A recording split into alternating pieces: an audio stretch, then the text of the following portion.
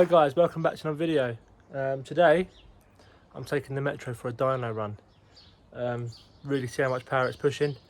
Let me know your predictions in the comments. It should be around 275 ish. Hopefully she makes it back, doesn't blow up on the dyno. But yeah, stay tuned and we'll see how much power this is pushing.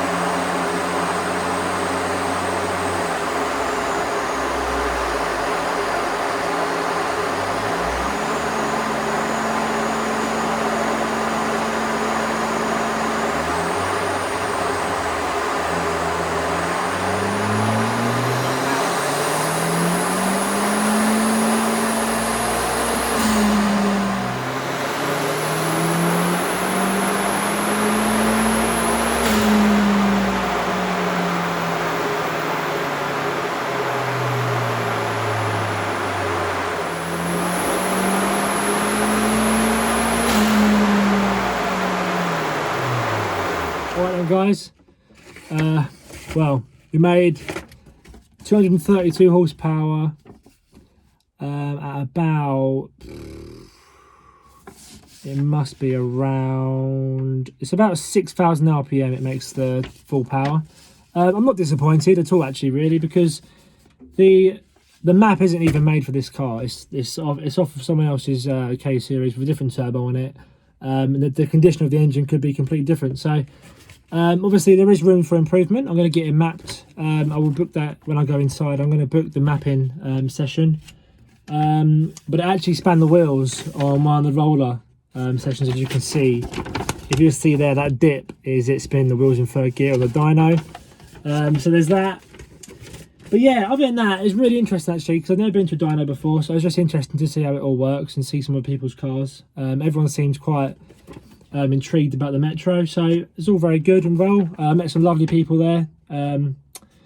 people with Cupras. There's a couple of Fiestas there. There's a Polo at the end.